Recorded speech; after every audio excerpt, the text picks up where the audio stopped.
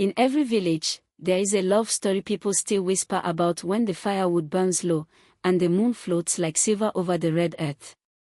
A story of two hearts that love too deeply in a land ruled by tradition.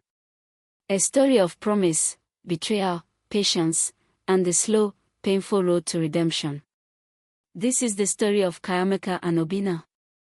This is a heart promised to another. The sun always set gently over Umidag village. Red earth glowed gold in the evening light, and the palm trees swayed as if telling secrets to each other. Smoke from cooking fires curled toward the sky. Chickens pecked quietly, and the rhythmic sound of women pounding yam echoed in the distance. That was where Chiamaka and Obinna first learned how to love. By the stream behind the old mango tree, hidden from the eyes of elders and neighbors, they met in secret. Every evening, every stolen moment was a chance to forget the world. The water reflected their faces like a mirror, soft and trembling under the orange light of dusk. Dragonflies hovered above, and the smell of wet earth filled the air. Obinna arrived first, barefoot, his feet dusty, his hands smelling of palm wine and freshly cut grass. He always looked tired, his back bent slightly from labor, yet his eyes shone with a light no one else in the village could see. Chiamaka would come soon after, her wrapper tied neatly, coral beads swinging softly as she walked. Her hair smelled of palm oil, and her eyes were always alert, darting to make sure no one was following her. When their eyes met, the world became quiet. The sounds of the village faded into nothing. Their hands would find each other, trembling slightly, and they would sit by the water, speaking softly about dreams that no one else could understand. They talked about a future far from the shouting of elders, far from the weight of bride price agreements and family grudges. They talked about building a small house where the walls were theirs, not inherited from ancestors. They talked about children who would be allowed to choose their own paths in life, not shackled by promises made before their birth. One evening, as the sun dipped behind the hills, painting the water gold and red, Obinna took her hands and said gently, almost in a whisper, "Chiamaka, I am ready. I am ready to go to your father's house. I am ready to ask for you properly. I cannot live without you any longer." Chiamaka froze. Her hands trembled in his. Tears, long held back, threatened to spill. She whispered, almost as if the river itself would carry her secret, "Obinna, my heart has never been free.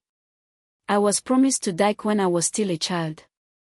My bride price was collected long before I even knew your name."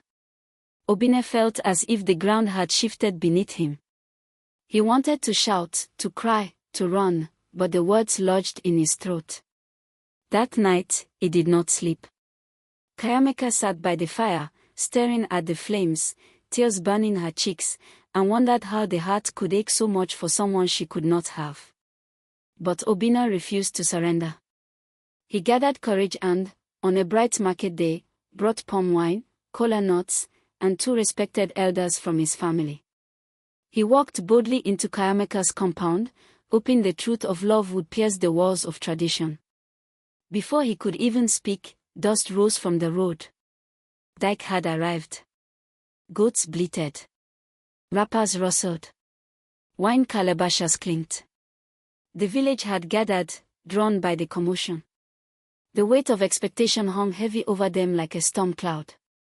Mama Chiamaka stepped forward, pride etched into every wrinkle of her face.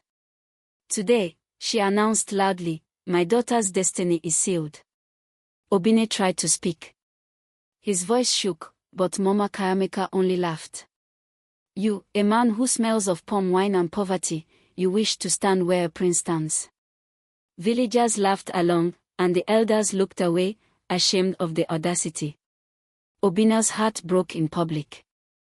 That night, Chiamaka was beaten and locked in her room. Outside, the drums of celebration drowned her tears. She sat on the floor, coral beads scattered around her, and wondered how a heart could love and still be forced to obey. Noi, her best friend, refused to watch her friend suffer silently. She sent word to Obinna, and together they planned a secret escape, a chance to steal a life away from the suffocating hands of tradition. But love walks blindly in a village filled with watchers. Dyke discovered the plan. He paid a small boy to deliver a false message, that Chiamaka had chosen wealth over love, that she was happy with him. Obinna believed it. Heartbroken, he packed his few belongings and left the village before the rooster crowed. Chiamaka waited by the riverbank, her eyes scanning every shadow, listening to every rustle of leaves. Hours passed. Then the entire night. Obinna never came. Her heart broke in silence, her tears joining the stream as if the river itself mourned with her. The morning of her wedding arrived. Chiamaka's eyes were hollow, her body moving like a puppet dressed in coral beads and a red wrapper.